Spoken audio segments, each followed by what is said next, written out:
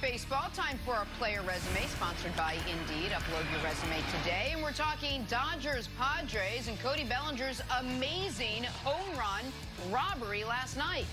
Looked like it was gone off Fernando Tatis Jr.'s bat, but Belly bringing it back. Said that's only the second time in his whole career he has ever robbed anyone of a home run. Said it felt really good. Brandon, how impressive was that catch by Cody Bellinger? So impressive by Cody. Nick, I know you think this is one of the greatest plays in all of sports. I just think it's a great play, but it's a difficult play to make. I've caught almost 1,000 footballs, and I can't make this play 5 out of 10 times. Diana Taurasi at Larry Fitzgerald's softball charity event had to teach me how to catch a fly ball. Like, pop up. Like, it was extremely hard to control and understanding how to track the ball in the air. This is a difficult play. This is awesome. What Wilds? What Wilds? What's the problem? Another name dropper? Little name dropping sitch? No. That's what he's like. I had to learn to catch the ball. I couldn't make this 5 out of 10 times, but you could make it 4 out of 10, even though you don't know how to catch the ball. That's like an odd mix. Well, you would expect. Wilds, you would expect me, as a football player and catching the ball over my shoulder to be able to make that play. It's difficult. 10 out of 10. Yeah, I can't do it. I was disappointed. Yeah. It's hard. And it is it's the hard. coolest What play did you in call him, sports. Belly? What you call him, Jenny? Is the coolest Jenna, play what in you call him, sports. Belly? I called him Belly. Yeah. Dodgers, I give everybody nicknames. Dodgers now just a win away from another trip to the NLCS. All right, let's shift some gears, talk some a little Thursday Night Football on Fox. Gave that a little nickname, and that was an epic fail. Tom Brady and the Bucs traveling to the Windy City to take on Nick Foles and the Bears. Both teams coming in at 3-1. Brady's Bucs, though, a little banged up. No Chris Godwin or Shady McCoy. Leonard Fournette is doubtful. Mike Evans is questionable with an ankle. My shoulder's bothering me a little bit, but I'm going to be able to watch tonight. Brady coming off a great game, taking home NFC Offensive Player of the Week honors for his big win over the Chargers. They just come so easy to me, I can't help myself. Our quarterback, Mike Vick, is joining us now. Mike, as you learned, I do a lot of pull-ups. What do you think, Mike? Has Brady exceeded your expectations through his first 4 weeks with the Bucs, especially given the game he's coming off of last week?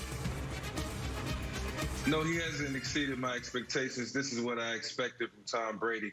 I expected him to come out 3-1, 4-0 after the first quarter of the season. And with the weapons that Tom has around him, Bruce Arians, Tom Brady and Mike Evans can step on the field and win a game on any given Sunday. So, without the preseason and everything that comes along with preparation and getting ready for the start of the season, I thought they've done very well through the first quarter of the season. So, very excited to see what tonight holds, and I can't wait to see this team get off to another good start. But didn't exceed my expectations. This is what I expected.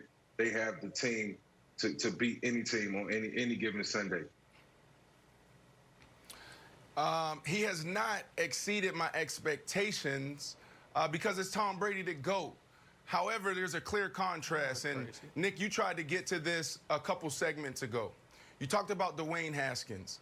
And people don't understand how difficult it is to actually go into a new system, learn it, and then go out and produce at a high level. Now, granted, he's a young guy. This guy had no offseason. He had no preseason, a new system. He plays 4 games, and then he gets benched because the pressure of performing right now and winning. And like you said, they're looking at the division like, oh, we're a game out. We could potentially win this. So let's go with a quarterback who may understand the system a little bit better, and we don't have time to develop. Let's look at Tom Brady. Tom Brady has set the standard in the NFL when it comes to the relationship between play caller and quarterback. He was in the same system for pretty much 20 years, okay? There's a lot of guys that keep their jobs because they don't want to disrupt the growth of a younger quarterback. So I say all that to say this. Tom Brady's 43.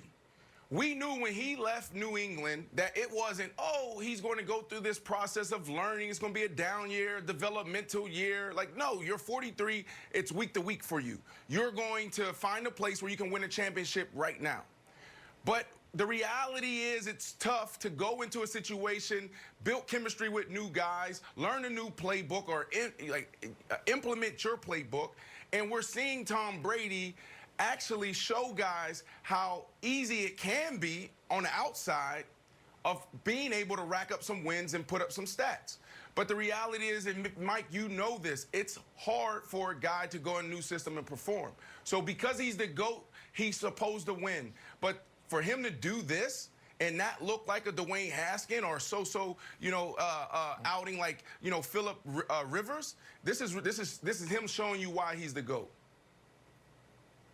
Yeah, and to your point, Brandon, when you're talking about a guy who, has to, put that time and that effort and that work in, and it wasn't there this offseason, through preseason and through OTAs and training camp, for him to come out and perform at such a high level, being the GOAT, I did expect this, but at the same time, when you have a guy who has so many snaps, so much experience, it's nothing that can't be done at the quarterback position, man. And I got to take my hat off to Bruce Arians and Brian Leftwich. I know they're playing an integral part in, the development of Tom Brady. Even though he's 43, even though he has 17 years in the league, he's still learning, still getting better. Okay. All right. So a few things here. One is Brady did have some time.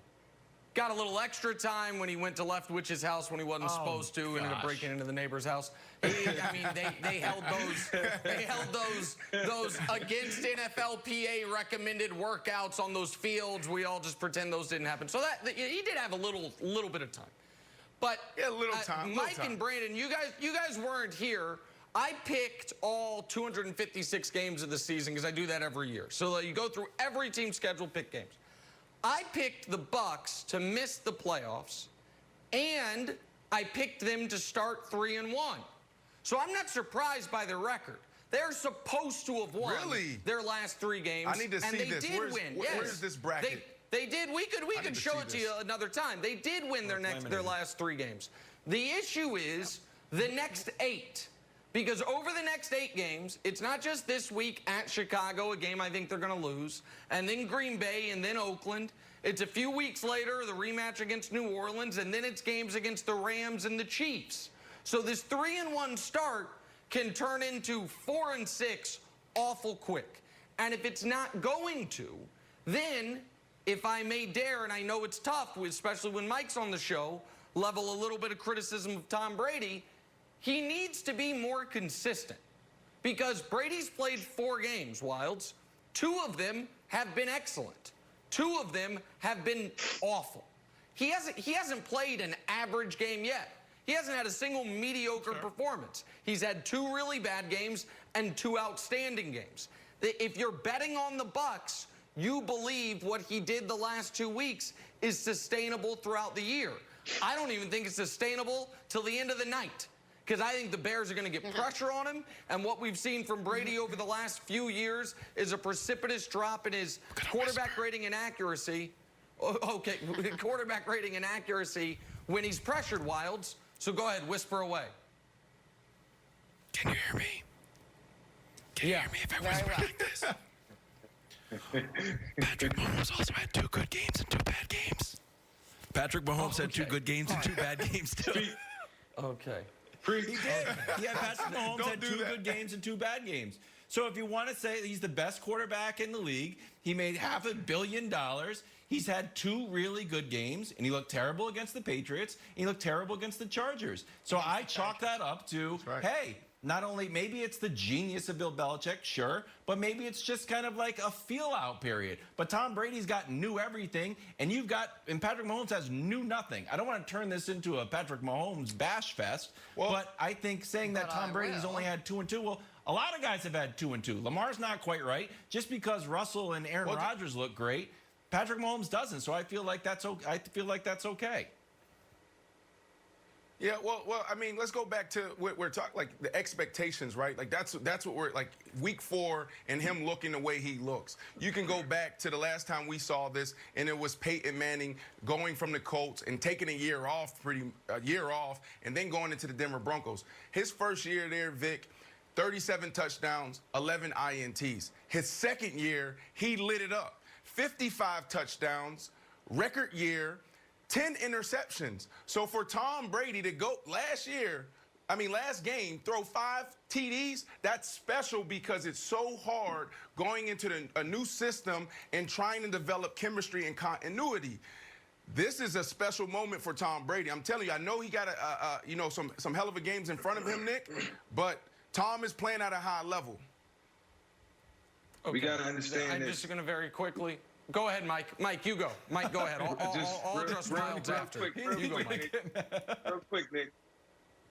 Like, I was nowhere near being the GOAT. Tom Brady is the GOAT and had no preseason and no offseason.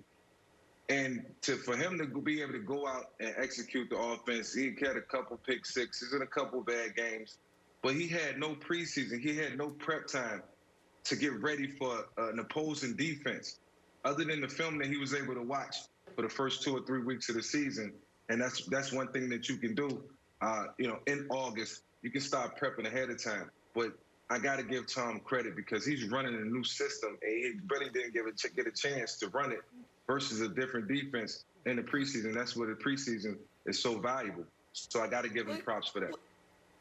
Listen, I'd love to give Tom Brady credit. The problem is, no, you wouldn't. You guys won't let me grade. I would. He's already had. If he doesn't play another game this year, he's had the greatest age 43 season anyone's ever had because nobody plays till they're this old. But you guys demand we not grade him on a curve. You guys demand we continue to remind everyone he's the greatest ever. They're a Super Bowl contender, and he should be one of the best quarterbacks in football. I don't buy that. Quickly, Jenna, to Wild's lunacy, Tom Brady has 4 picks, a fumble, and 2 pick sixes. Patrick Mahomes hasn't turned the ball over since the Super Bowl, which he won, by the way. So comparing the two, to quote Paulie Walnuts, it's apples Three and was on his wide receivers. 3 of those picks was on his wide receiver because there's no chemistry and continuity. Come on. It's been busy. I agree. Take over. At the end of the day, Nick, if it looks like a goat and it walks like a goat and it throws like a goat, it's probably still a goat. We got to take a break. Still a We'll goat. have much more First Things First right after this. Stick around. Tonight.